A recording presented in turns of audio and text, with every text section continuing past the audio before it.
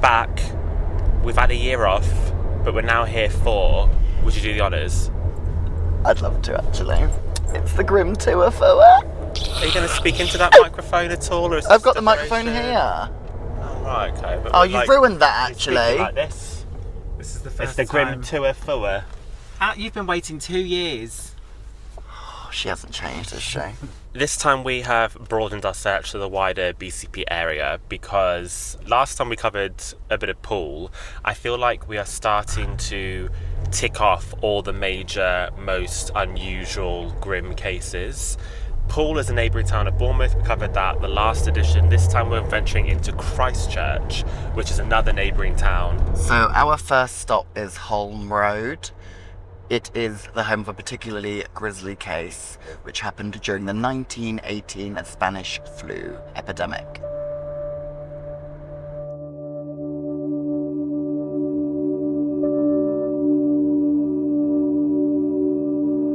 The first reported case of the Spanish flu was confirmed in Kansas, United States in March 1918, before it came to Europe, introduced by soldiers of the American Expeditionary Forces who fought on the Western Front. It spread across much of the world with about 500 million affected. Estimates of death range from 17 million to 50 million, with more than 200,000 in the UK succumbing. It was a unique illness that so overwhelmed a Bournemouth woman called Mary Wiseman that in delirium she not only cut her own throat but also stabbed her baby daughter. A close friend found her clutching a blood-stained knife in her nightclothes. She was dazed and crazed, said the woman who had been staying with her, as their respective husbands fought alongside each other in France in the First World War. Blood was on her nightdress and I thought she had suffered a nosebleed. Then Wiseman said, "I've cut the baby's throat." The doctor who'd been treating Wiseman at her home in Highcliffe, Bournemouth, was so shocked by her condition, he thought she had taken leave of her senses. But as jurors were to hear, the strain was not confined to just her. As a district nurse confirmed to police, there had been nearly 50 cases on her books that week. Prosecutor W.J. Dunnett told Hampshire Assizes in 1919, when Wiseman stood trial for murder, it was a very virulent type, with pains in the head, and in some cases delirium set in on the third or fourth day. The nurse considered the prisoner had been rendered temporarily insane by the attack of the influenza, and in that state she had committed the crime. The bloodletting by cutting the throat would have had the same effect on relieving the brain as nosebleeding. That would account for her being more rational after the event. Jurors deliberated for only a minute to find the 34-year-old guilty of murder, but she had not been responsible for her actions. Mr. Justice Starling ordered Wiseman to be detained at His Majesty's pleasure until it was considered she was safe to be returned to the community. The pandemic ultimately lasted from 1918 to 1920. So in more serious cases of Spanish flu, the skin would first develop 2 mahogany spots over the cheekbones, which would then over a few hours colour the entire face blue, followed by black coloration first in the extremities and then the limbs and torso. Death would follow within hours or days due to the lungs being filled with fluid. Other reported symptoms included spontaneous mouth and nosebleeds, a peculiar smell, teeth and hair falling out, delirium, dizziness, insomnia and impaired vision.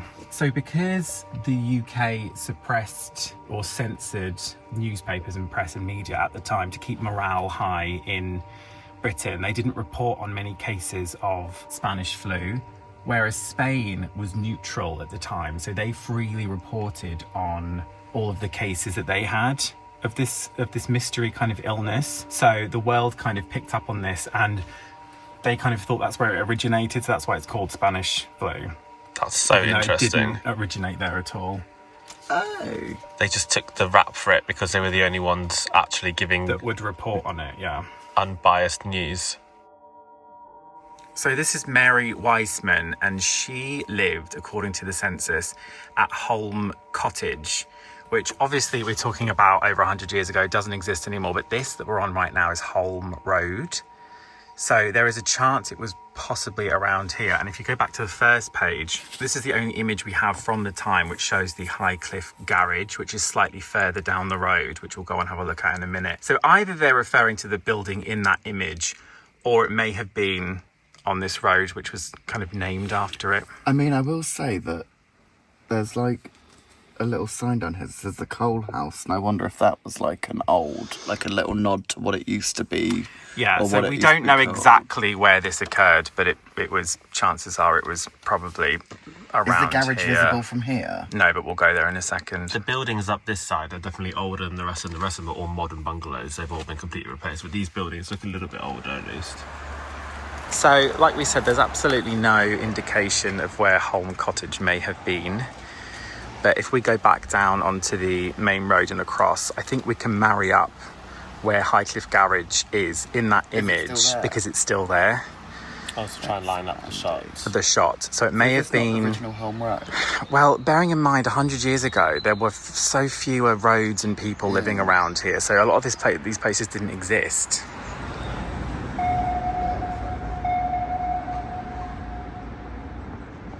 So this is the only image that we have. We think this may be this building down here. The garage said it's been owned by that company since 1946, but that's not to say that it wasn't a garage also before, which may potentially, possibly mean that these buildings here with the kind of triangular roofs, are these called pitched roofs? With the pitched roofs, maybe the two you can see here in the photo. And obviously they've been builded and added onto, you can tell. So if it didn't actually happen in Holm Road, it may well have happened here.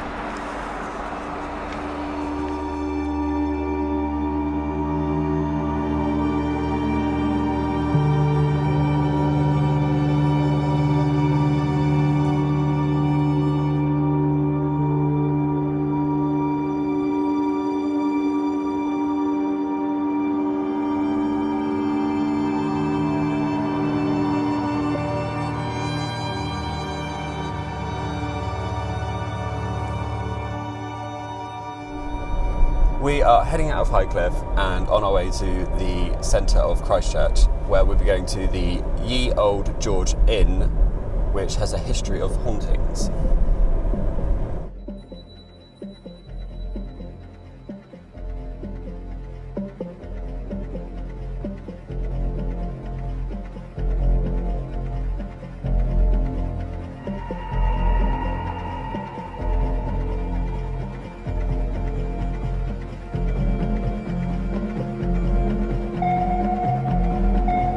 The Ye Old George Inn is a 14th century coaching inn on Castle Street in Christchurch that boasts an eventful and tragic past.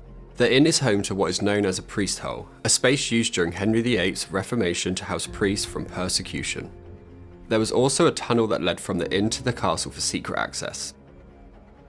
The inn was the scene of a fateful love story played out against the turbulent background of the English Civil War, when the alehouse was popular with royalist soldiers. Margaret Moore, the daughter of the inn's landlord, fell in love with a royalist soldier called Rupert. He was performing his duties as a soldier under Lord Goring, whilst the royalists held Christchurch Castle. In 1644, as the castle was being besieged, Lord Goring retreated, but Margaret and Rupert were able to use the secret tunnel between the pub and the castle to continue their love affair. Margaret fell pregnant by Rupert, much to the disgust of her father Henry, a staunch parliamentary supporter. Unwilling to taint the family name, he bricked up his daughter and grandson in the cheese pantry, leaving them to starve to death. It is said that in the dead of night you can hear a newborn child crying in the darkness, while Margaret scratches at the bricks trying to get out.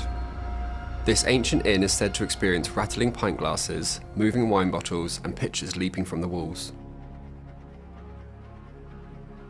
Much later, during routine repair work, the priest hole was uncovered. It had been blocked in by bricks, and it contained skeletal remains and old clothing. Although persons walled up in the priest hole have gone unidentified, since the discovery, staff and diners have reported sightings of a grey lady haunting the main bar area and upper floor. Is that the bar area?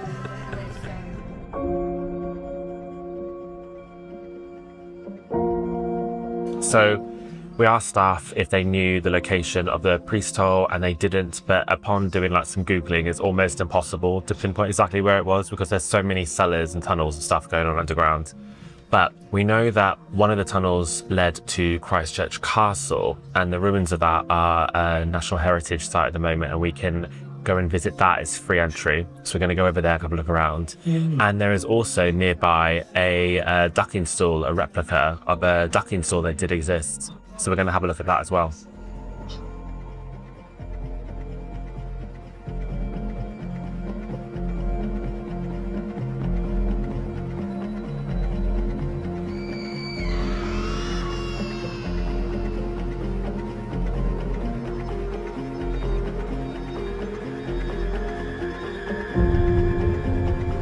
Located at the end of a quiet alleyway in Christchurch is a replica of a ducking stall, historically used to torture and humiliate victims who would be tied to a chair and slowly lowered into water.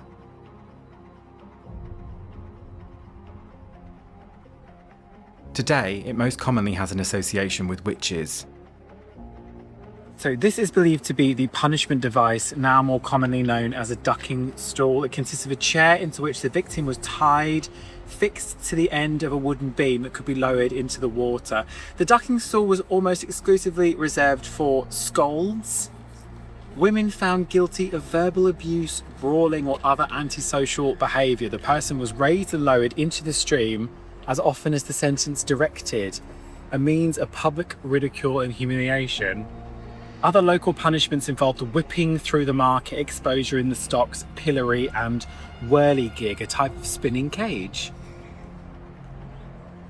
So it was saying that, contrary to popular belief, there's no evidence that it was actually used to identify witches, at least in the United Kingdom. But I think because it might have been maybe in America and other places, people related to that. Also, they have no idea what the actual original ducking sword looks like. This is just a generic design because of it. Disney. It doesn't exist anymore, and there were so many different variations, so many different designs. Also, it might not necessarily have been exactly here. There's records that there was one in this area near here. So this is just a guess. It's all a bit of guesswork, but you can get a good idea. Could think about bringing it back. I think you'd know about antisocial behaviour, Char. I'm not convinced you'd fit in it, though. Who's going to stop me? No, don't try.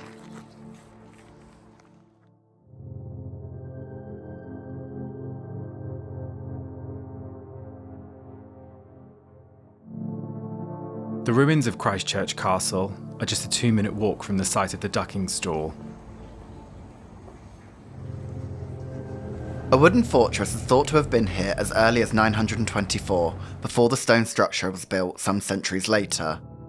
The first building we encounter is the Constable's House, also known as the Norman House. So it says the stone building beside you, known as the Norman House, was built about 1160 and contained the Lord's private apartments and the Great Hall. Overlooking the lake, the Norman House, which contained the Great Hall, is said to be haunted by ghosts that attempt to entice you inside. People claim to have heard messages of welcome, with EVP purported to capture greetings coming from inside its walls.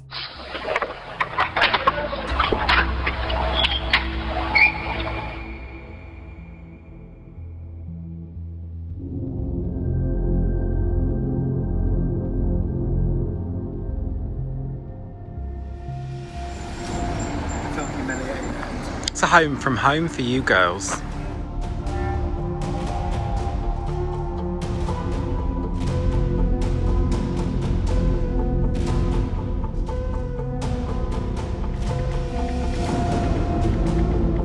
Up on the motte stand the ruins of the Great Tower, a structure that was instrumental in the siege that saw Rupert flee to the ye old George Inn with Margaret. People have reported hearing the distant sounds of gunfire around the castle, but as we discovered during our trip to Arundel Castle, records from this time focused on political outcomes rather than specific death tolls, and so it is unknown how many men perished on and around this hill.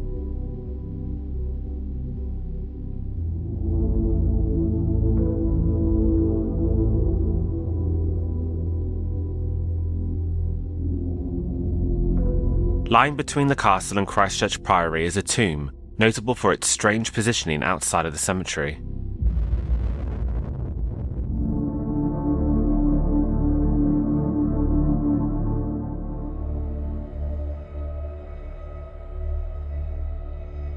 According to The Smugglers of Christchurch by E.R. Oakley, this structure was a mausoleum of a certain Mrs. Perkins who died in 1783. This lady had a horror of being buried alive and requested that her body should not be interred, but that a fabric should be erected to receive it near the entrance to the free school, then in St. Michael's loft of the priory. So that the boys should hear if she revived, she also requested that the lid of the coffin should not be screwed down and the lock of the mausoleum constructed so as to enable her to open it in the spring. These wishes were carried out, but when her husband died in 1803, her body was removed. The structure sold and re-erected on this present site.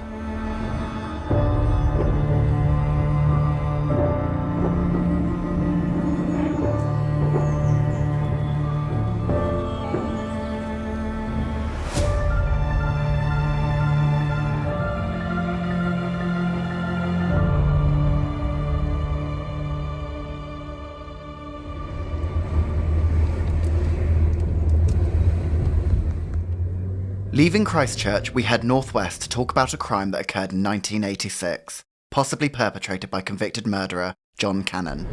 So we are now heading to Avon Causeway to talk about an infamous murder that was very well known at the time and is still brought up to this day, and that is the unsolved murder of Sandra Court. A 27-year-old insurance clerk, she was last seen shortly before 3 a.m. on Saturday, barefoot, yards from her home, after she left Steps nightclub. Sandra's body was found at 7 p.m. in a water-filled ditch near Herne. She'd been strangled. Although no one has been charged with her murder, Cannon has been interviewed by detectives but denies any involvement. We are now parked on the Avon Causeway near where we think Sandra could have been found. Sandra Court was a popular, friendly young woman who had been working as an insurance clerk at Ambassador Life in Bournemouth. On May 2nd, 1986, Sandra, her friends and co-workers spent the evening celebrating her departure, visiting several different establishments before ending the night at a club called Steps on St. Swithin's Road in Bournemouth. At the end of the night, Sandra called a taxi to drive her to her sister's house on Downton Close. The cab driver dropped her off at a little past 3 a.m. on May 3rd, intoxicated and barefoot, but Sandra's sister was not at home. Sandra told the taxi driver that she would just wait outside, and the driver left. The probable last sighting of Sandra Court before she met her killer was described to an inquest jury today by a teenage girl. Michelle Montgomery, 18, from Burton near Christchurch, said she was walking home from a party with a friend at 3:45 a.m. on May 3rd when she saw a girl answering Sandra's description in Wareham Road, Bournemouth. She was down the road a bit. I thought she was standing by a bus stop. Then she started towards us, Miss Montgomery told the jury of 5 men and 5 women at Poole. She was carrying her shoes in her hand and was going very slowly. It appeared to me that she was drunk. She was swaying. I thought she was aged about 20 or 22 and 5'5", of medium build and with hair which was wavy. The following morning, a group of teenagers discovered Sandra's fully clothed body lying in a ditch full of water beside the Avon Causeway. She had been strangled with a ligature. Her shoes and handbag were missing, which led police to theorise that she was killed somewhere else. 10 days later, an anonymous letter arrived at the police station in Southampton, claiming responsibility for the murder but insisting it was an accident and that he was truly sorry. A potential suspect wouldn't come forward until years later, and even now, the suspect's involvement is somewhat uncertain. Suspected serial killer John Cannon was convicted in 1988 for killing 29-year-old Shirley Banks in Bristol in October of 1987, as well as a slew of other sexual crimes and attempted abductions. Cannon was also the prime suspect in the disappearance of 25-year-old real estate agent Susie Lamplugh in 1986. It's now nearly 12 weeks since Susie Lamplugh left her estate agent's office to meet a client and never returned. Perhaps the unusual nature of the crime, perhaps the fact that 25-year-old Susie was such an attractive, outgoing girl, kept the press constantly interested in her case. Cannon's handwriting was very similar to the writing on the anonymous letter sent to police in the Sandra Court case, and a paid parking stub placed him in Bournemouth at the time of the murder. In addition, the vehicle Cannon was driving at the time, a red Ford Sierra, was later found at a scrapyard and contained 2 hairs whose DNA was matched to Sandra's. Cannon was questioned in 2001 about the Sandra Court murder, but denied even being in Bournemouth at the time. Despite the DNA, there wasn't enough evidence to charge Cannon with the crime. Though John Cannon is still the main suspect in the slaying of Sandra Court, her case stands as officially unsolved. Following his conviction, it emerged that Cannon had told a prison visitor that the person who killed Shirley Banks also murdered Susie Lamplugh and another woman. Today, Dorset Police Crime Review Officer Phil James pledged to continue the hunt for her killer and said, "It remains an important case to us and one that we would really love to solve. We have reviewed the case twice, but at the moment we have no news on it." I think to me it's very obviously this Cannon guy. I mean, I would say that's not a coincidence that they found 2 hairs of hers. There's DNA, there's evidence that places him at the scene of the crime, and his vehicle, was found at a scrapyard. It does seem a bit outrageous. Yeah. I don't understand what else there is to investigate. John Cannon would have had access to that vehicle at the same time that Sandra Court was murdered. 16 years later, Scotland Yard traced the car to a North London scrapyard, subjecting it to microscopic scientific examination. They discovered 2 human hairs, one in the footwell, the other on the headrest. DNA testing revealed a possibility the hairs belonged to Sandra Court. The DNA found is about 40,000 to 1, which isn't sufficient to put before a court. I suppose DNA has come such a long way. It used to be it wasn't like a definitive smoking gun for a long time. DNA evidence was still a little bit ropey, so maybe it could be something to do with that. Can you pass me that map a second? Because I've got the Avon Causeway up on my phone. Okay, so that's it, right? I'm guessing we're going to say that this kink here is the same as that one there. And the body was found here just before the kink. So this is the Avon Causeway, and you can see how there could easily have been ditches. I mean, we drove past so many either side, and it has rained, and they are filled with water. So it's difficult to pinpoint exactly where on this road she might have been found. But there's so many different locations here that you can see could really easily line up with the description.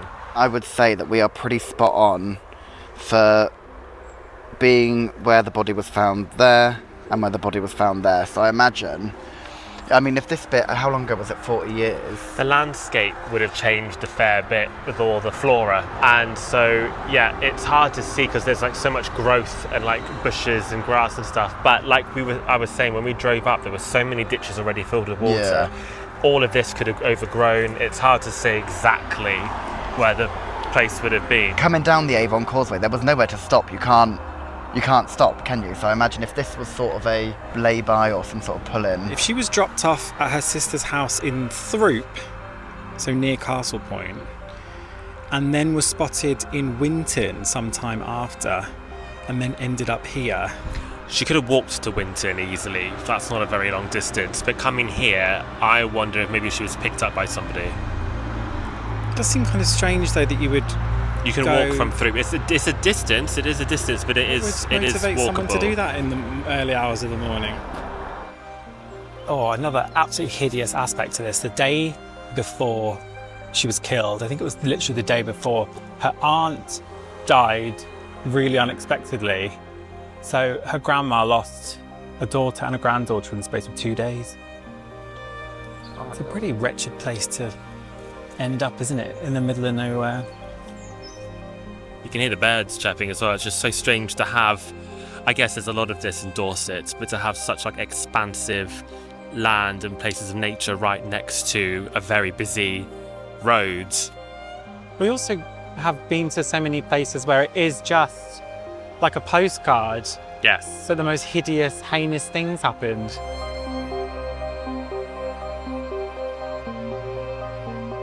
Driving out of the causeway, we head to Sandra's last confirmed location in Throop, which is located behind Castle Point Shopping Centre. We stopped here in the last Grim Tour to talk about the infamous Tesco bomber who used the post box across the street.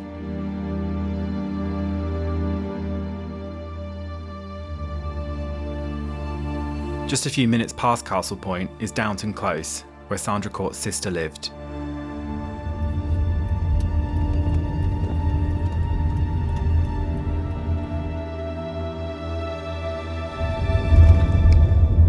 So it literally would have been one of these houses. So this is Downton Close, and we don't have an exact address for where Sandra's sister lived, but there's probably only about 12 houses in this close. It's very small. yeah, so ultimately this would have been the road here. This is the entrance or exit where she would have left or was picked up by someone and taken to Winton, if we're to believe the last sighting of her is accurate. See, I'm imagining, because you could walk from here to Winton, especially if you're drunk. I'm imagining she walked to Winton from here and then maybe somebody picked her up in Winton. How long would that take? Like half an hour, 45 minutes if you're drunk? Yes, I would have thought about that.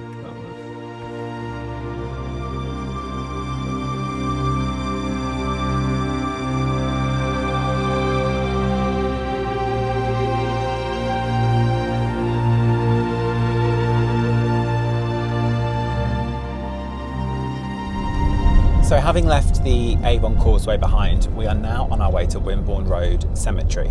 Now, Wimborne Road Cemetery is a place we went to, I think it was the first Grim Tour. We went there in a place called Charminster, where we went there when we were talking about the Rattenbury murder. But very recently we discovered that someone else quite famous is buried there, which I had no concept of this. And it's a man called Frederick Abberline, who today is most known as the man who led the charge trying to capture Jack the Ripper.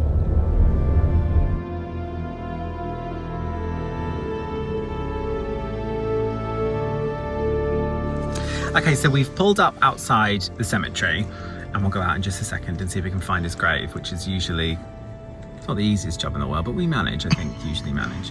But Frederick Abberline was a British Chief Inspector for the London Metropolitan Police. He was born in 1843 in Blandford Forum, which isn't that far away, no, is it? Really? Not really. So he's most known for trying to capture Jack the Ripper. History is not particularly kind to him, because if you consider that nobody actually caught Jack the Ripper, I think people kind of portray him, because he's been in so many movies. Johnny Depp played him in From Hell, Clive Russell played him, Michael Caine played him. I think he's often kind of painted as being not like a bumbling idiot, but kind of not capturing him. People aren't going to write him in the nicest way. Like in From Hell, he was this like opium addicted, lovesick kind of man of mystery, and then they had him off himself in that movie, which he just didn't do, which is just very unkind. But Walter Dew, who was a young detective officer at the time of the Whitechapel murders, said of Abberline, Inspector Abberline was gentle speaking, the type of police officer, and there have been many who might easily have been mistaken for the manager of a bank or a solicitor.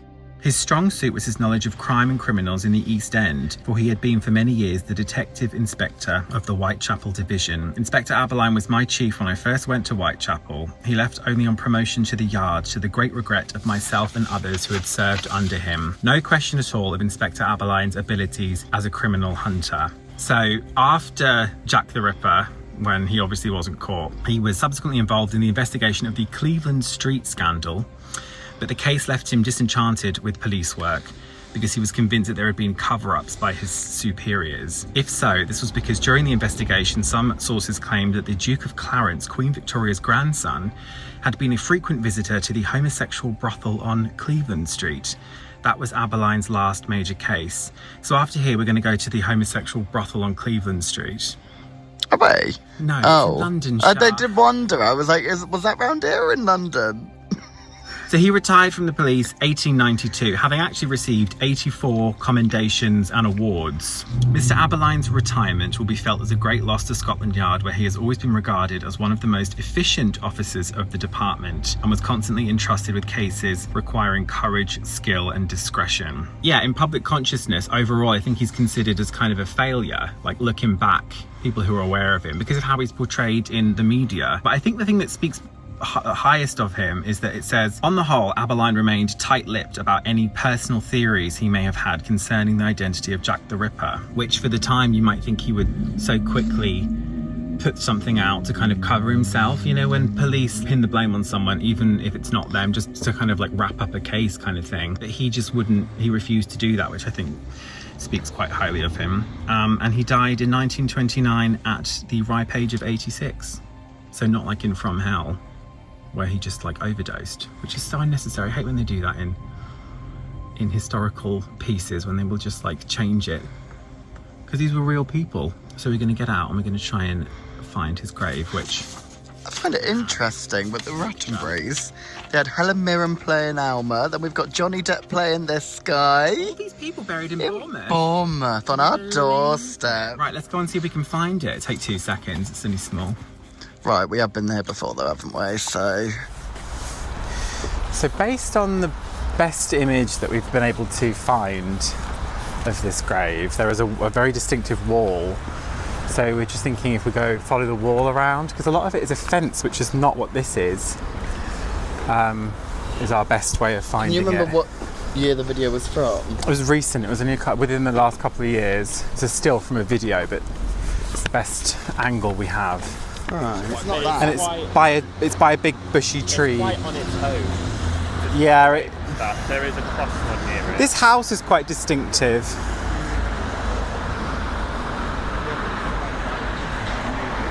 We do have a plot number, but typically for us, we just don't know how to read the plot number.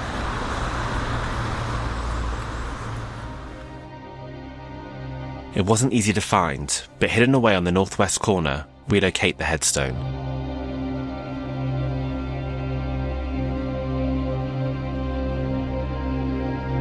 So I figured this one was probably slightly easier to find than others because this is a much older area and this kind of sticks out slightly because for the longest time he didn't have a headstone. It just went unmarked. Maybe that speaks a little bit to, again, like, I don't know, kind of public consciousness of it. But then much more recently, I think it was paid for by a police commission. They decided he needed a headstone. So he's here with his wife, Emma.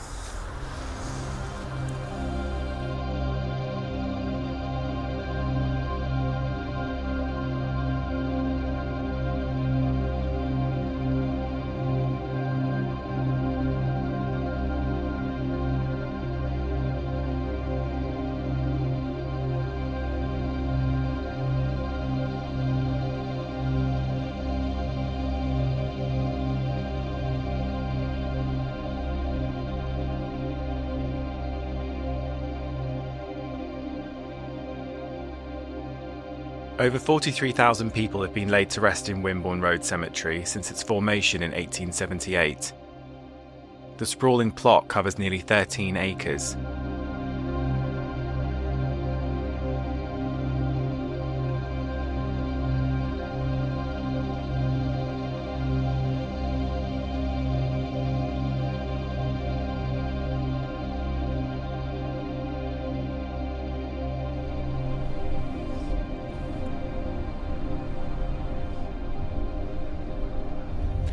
So we're now heading towards the coast. We're going to go to stops in Southbourne and Boscombe to talk about an unsolved murder from 1908. So we are literally at the site, it says, where the body of Emma Sherriff was found. I'm going to read an excerpt from the Western Gazette newspaper from Friday, February 28th, 1908. The body of a Boscombe dressmaker named Emma Sherriff, aged 36, has been discovered in a field on the cliffs between Southbourne and Warren Head, Christchurch, in circumstances which seem to suggest foul play. She had been gagged with a pocket handkerchief and her neck and arm bore traces of finger marks. As some jewellery which the dead woman was known to have had with her was missing, it is supposed she was waylaid, robbed and murdered. The deceased had resided for 4 years at Tower House, Palmerston Road, Boscombe, and was a quiet person with a little private income, which she supplemented by occasional dressmaking. She left her lodgings on Tuesday evening last week for a walk, and as she did not return, it was concluded by her friends that she had gone to visit some acquaintances at Southbourne. So far as can be ascertained, nothing more was seen or heard of Miss Sherriff until her dead body was discovered about midday on Thursday in a field near the Coast Guard station at Southbourne by local schoolboys who were walking along the footpath near the edge of the cliffs. An inquest on the body of Miss Sherriff was opened on Saturday when Mrs. Jessie Levers, the wife of a cabinet maker living at Plymouth, said the deceased, her daughter, was 36 years of age. She had lived at Boscombe for more than 4 years and, although not robust, enjoyed very fair health. About a fortnight ago, she wrote stating she was not very well and was not anxious to go away to her sister. In answer to Mr. Mallam's solicitor, who has appeared for friends of the deceased, witnesses said her daughter was a respectable, well-conducted girl and on good terms with her and her sister. It was stated that a number of other witnesses would have to be called and the inquest was adjourned. The post-mortem examination, it is understood, revealed the fact that Miss Sherriff had been dead some considerable time when her body was found, and that 2 handkerchiefs were found, one having been rammed down her throat, and the other being just inside the mouth. Police investigation quickly led them to picture dealer and ex-guardsman John Francis Maguire, who had been seeing Miss Sherriff regularly.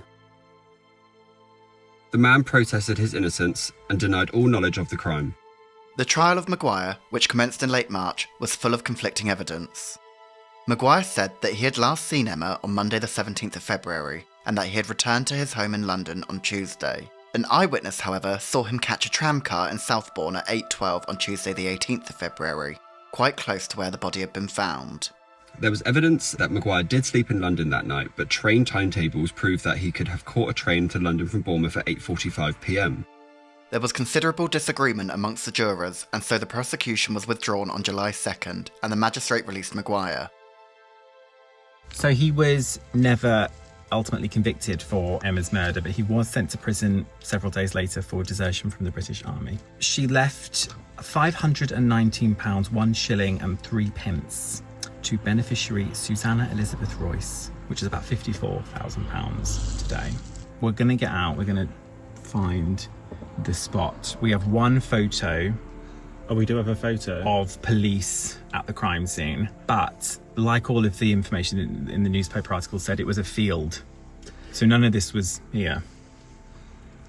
Oh. I did have a little look on the map, Because though. I was wondering if it could be, because it was on the cliff, there's just here is all like green. Did they mean maybe this space here? Yeah, But I suppose if this road wasn't here, then I think it was the bit down there, but this wasn't built up. This would have literally been a cliff edge with nothing on it. Oh, at the time. okay. Well, I imagine it was probably just like green all the way down, wasn't it? Like it is further up. Right. So I'm thinking it's probably like down here somewhere. If you were saying that none of this was built up at the time, because if you look here, this all looks very green. So one could imagine that perhaps this was all green. This maybe could have been all like fieldy, a bit like this portion here, but everywhere. You can imagine that this would be covering all of this area. If we are looking at the picture that we've got from the newspaper, it's taken from this side here. So, I mean, this is exactly what's in the background. I feel like if you come behind me and face down there, we're looking at about here. But whether it was this high or whether it was slightly lower, this is basically the spot, I think. So this would have been it. I mean, it sounds to me like he absolutely did it. It's so frustrating, these cases where there wasn't the technology, there wasn't any kind of advancement, where it was just like easy to pin it on someone. But it's a shame that so many go on unsolved and there's no justice. But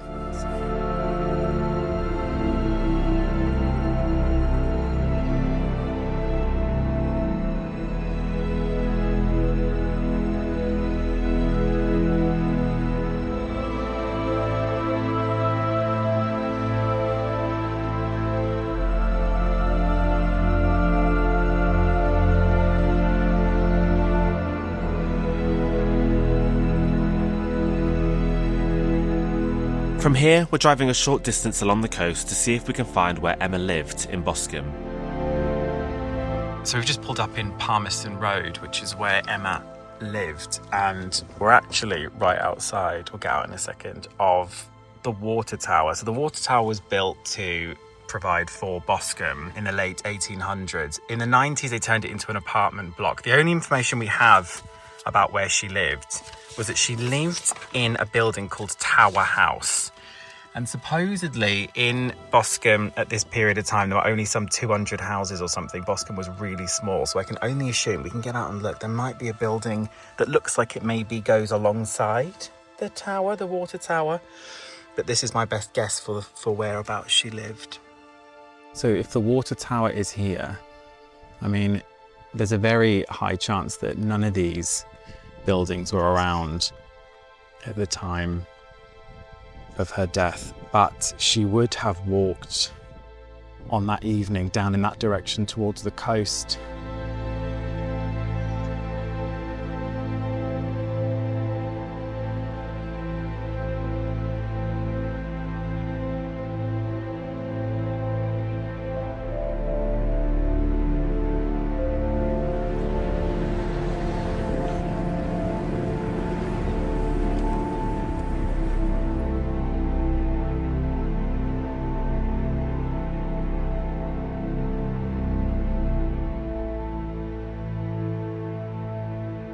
So we're going to do something that we haven't done before for the Grim Tour, and that's separate this over 2 days. Usually we do it all in one day. And on our next day, we're going to be visiting Brownsea Island, which is an island off the coast of Poole, which has a very bizarre history and is supposedly haunted by a lady who's referred to as the Demon of Brownsea Island. So that's very exciting because I've never been there. Have you guys been to Brownsea Island? Yes, I used to be in Scouts when they're loads. But before we end the day, we're going to talk about one more case, which is absolutely horrific. It's one of the worst things that's probably ever happened in Bournemouth, and that is the story of the murder of the Chohan family. Hello? Nina, Nina, Nina, Nina, Nina. 18-month-old Devinda and his baby brother Ravinda were the sons of successful businessman Neil Chohan. Hello. With a loving marriage to his wife Nancy, Neil had everything a man could want.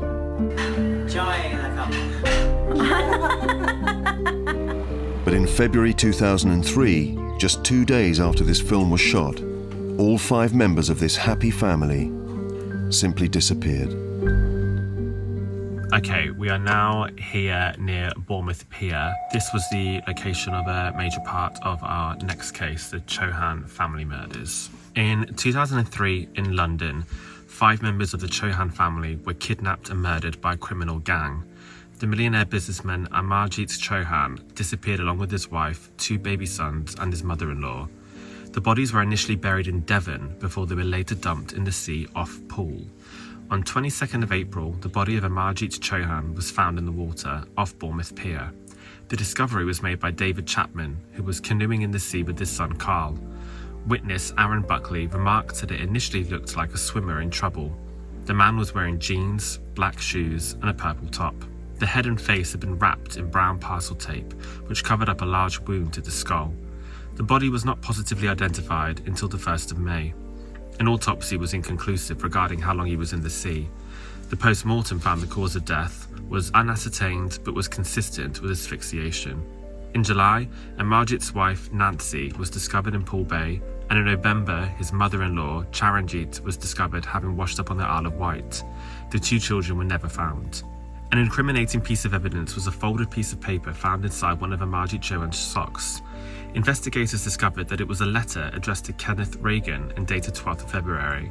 It was believed that Amarjit had expected to be killed and that he concealed the letter in his sock as a clue to the identity of his killers. The suspects were publicly named by police as they were suspected of fleeing the country. A large-scale search was then launched. The suspects were Kenneth Reagan and William Hornsey, and had by this point left the port of Dover, departed for France, thought to be travelling under their aliases. A third suspect, Peter Rees, was taken into custody on 14th of May. He was questioned over the family disappearance. On 17th of May, he was remanded for the murder of Amarjit Chohan. Scotland Yard embarked on one of the most intense manhunts ever launched. On 2nd of August 2003, Kenneth Reagan was arrested in Belgium. William Hornsey, using the alias William Smith, had been last seen at a campsite in the Ardennes region. He was later tracked down and extradited to the United Kingdom.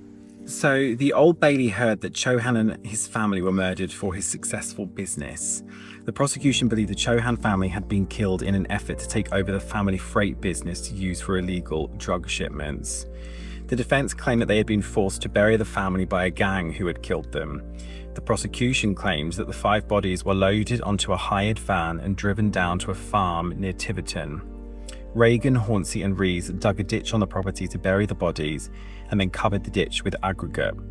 With the fear of the ongoing police investigation, a boat was purchased to move the bodies. On the 20th of April, the 3 men took the bodies out to sea and dumped them off the coast of Dorset. So Kenneth Reagan and William Hornsey were given whole life orders for the 5 murders. Peter Rees was convicted of just 1. The case was highly publicised due to the brutality of the crime. The causes of death for the other family members were never properly established, and the trial was one of the longest in the history of the Metropolitan Police. I guess that is a complicated one, because there could be some merit. I mean, I'm not familiar with the case beyond what we've just read, but there could be some merit to the idea that maybe they were just the people that were disposing of the bodies and not the murderers themselves. So I can understand why the trial was so long. Yes, but they had like a criminal record, like as long as. Well, sure, if you're disposing of bodies, whether you've killed them or not, you're not exactly... You're still a wrong'un.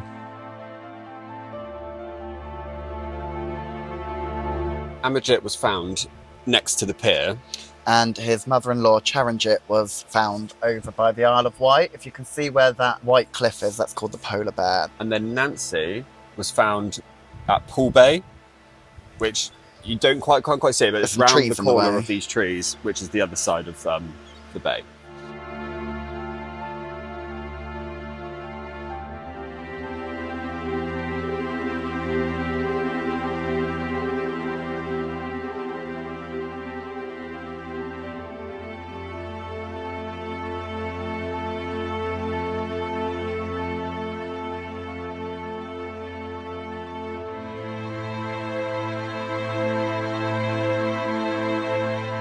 With our first day done, tomorrow we'll be leaving Char and Glennda on the mainland and taking a ferry to Brownsea Island.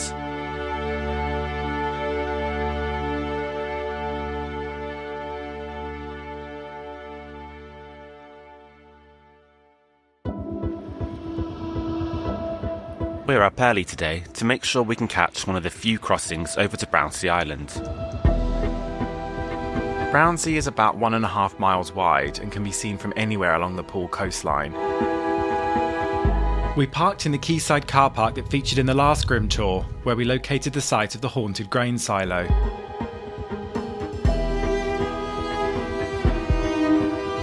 As we walk along the quay, we also pass the King Charles Inn and the Custom House.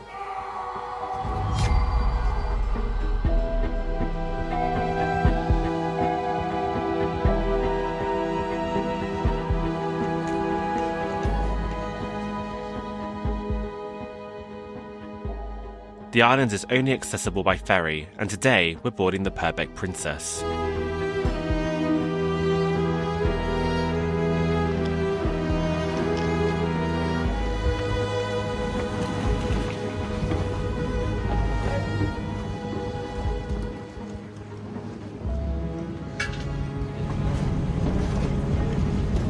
Just here, is it? It seems good. Right. Gosh. It is possible to swim to the island, but with shipping lanes and only one access point from the east side, it's a 20-minute journey by boat. Our tour guide told us a few notable facts about the island's wildlife, but neglected to mention its turbulent history owing to a mysterious former owner. Today it is co-owned by the National Trust and the Dorset Wildlife Trust, but back in 1927, it was sold at auction for £125,000, about £6.6 million today, to a woman named Mary Bonham Christie.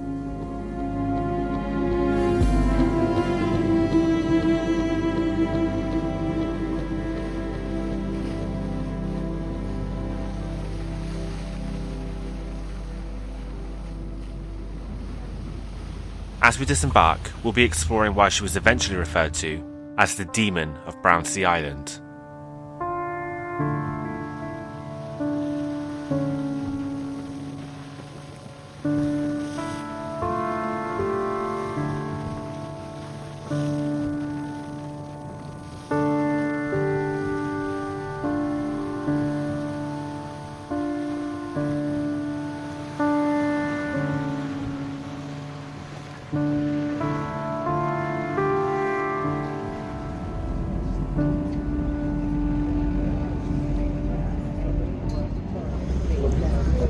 The lifeboat's sorted according to class. Do hope they're not too crowded.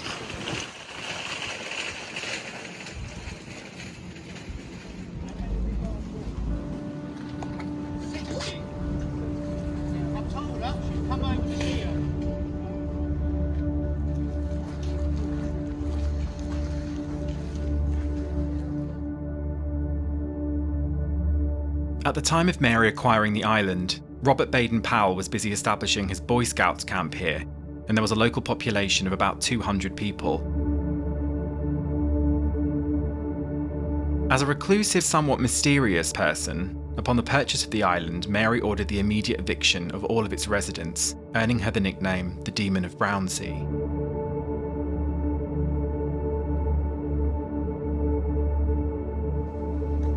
Mary valued nature and animals over her human acquaintances and banned all hunting and fishing on the island. Her care for Brownsea allowed it to flourish as a habitat for much wildlife otherwise unusual to the area, including red squirrels, deer, and several species of birds. Conversely, the castle and other buildings on the island were left to fall into disrepair. The former residents were furious, and as a result of their hasty eviction, Mary faced many legal battles in the years that followed her purchase of Brownsea. This was not the first time Mary had been in the public eye. A prolific landowner, she had previously been fined for allowing several parcels of farmable land to waste away and for mismanaging a dairy to the point that its produce was dangerous for human consumption. Her disdain for the public reached incendiary levels 7 years after arriving here. In 1934, a huge fire engulfed much of the island. Many believe a disgruntled former resident of the island set the blaze, but Mary herself blamed the Boy Scouts and forbade them from camping on Brownsea for the rest of her life. The surviving buildings on the island only did so because during the blaze, the wind miraculously changed direction. In 1961, aged 96, Mary Bonham Christie was moved to a nursing home on the mainland, following doctor's orders due to her deteriorating health. She died only 24 hours later.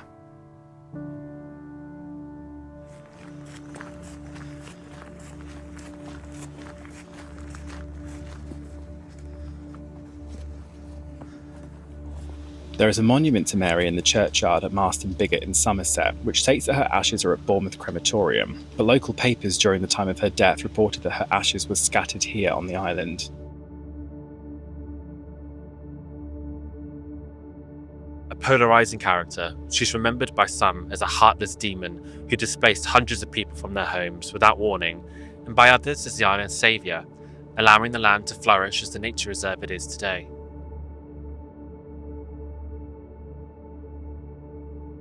Unsurprisingly, Mary Bonham Christie is said to haunt Brownsea Island, with several people over the years claiming to have seen a ghostly woman in and around the castle grounds.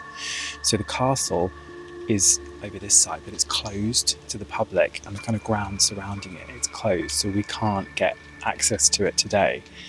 But it was from the castle that the picture that we found was taken, where supposedly you can see Mary in the kind of reflection of the glass. Now, you do have to look pretty hard to see her, I think, but if she was going to haunt anywhere, this literally would be the place where she would be.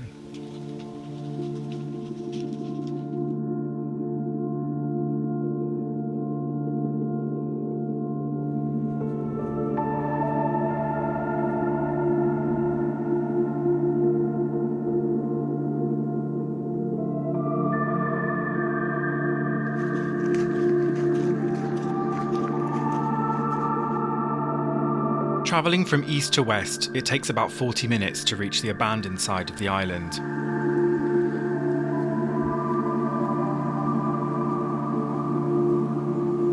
We pass a large restricted area that's protected as a nature reserve, as well as many spots where the trees open to reveal steep cliffs down below.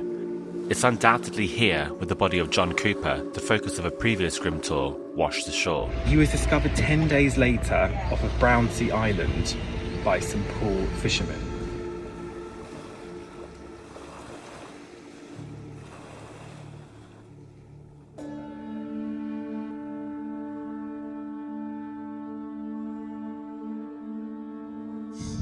I feel like if it wasn't for all of the hordes of people saying that Brownsea Island is famed for its wildlife populations and the deer and the red squirrel, you would just think it was dead. There's absolutely nothing. It's desolate.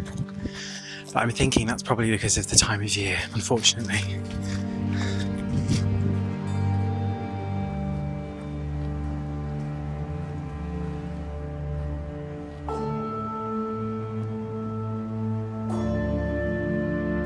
Up ahead is the abandoned village of Maryland, once a proud community that rested on the west side of Brownsea. The village was established in the mid-19th century to house workers for a new pottery industry on the island. The supposed deposit of high-quality china clay proved to be unsuitable for porcelain, and the drainage pipes and chimney pots that were produced were not financially viable. Maryland's people stayed on the island, farming and working on the estate of the island's new owners after the closure of the pottery. Harvesting daffodils became a new focus until Mary Bonham Christie bought the island and ended employment. The redundant workers moved to the mainland, and the village was finally abandoned in the same year. In the remains of Maryland Village, and this is where the original residents of the island lived. And it was abandoned when they were all evicted after the purchase of the island and left derelict for many years. But then in the war, it was used as a decoy. And so Maryland was actually bombed and destroyed, but it saved Bournemouth and Poole from being victims of an air raid at the time. It was once possible to see much more of the remains of the buildings here, which have now been reduced to piles of bricks.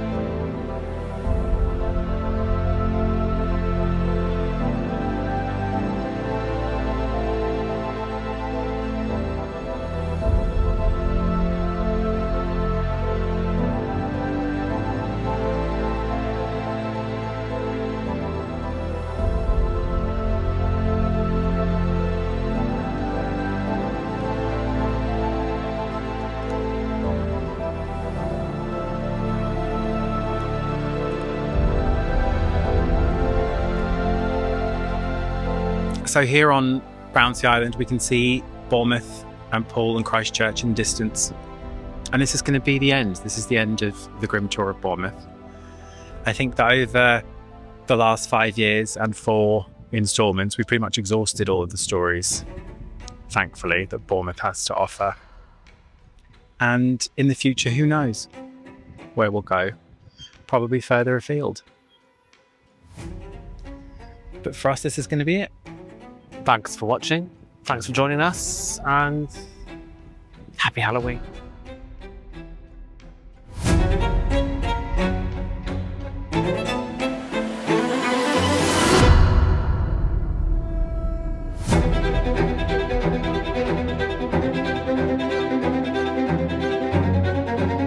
All 3 previous Grim Tours of Bournemouth are available to watch on the Novympia channel. To see an exclusive tour that relates to our own experiences in Bournemouth, follow the link in the description or head to patreon.com/Novympia. You'll also get access to the Full of It podcast, our channel Discord, and extra hidden content. And welcome to our newest patrons: Dan Allen, Matt Healy, Zolt, Honey Melon, Kristen, Nicola Yule, Sarah Gallos, Venti Demon, Anna Bartlett, and Matthew Ames. I know it's not the point, but this is the creepiest car I've ever seen in my life. Isn't that so distressing? God, Isn't that I the didn't even know creepiest? What is that? What in the Bonnie and Clyde of that? What is that? I'm not in love with that.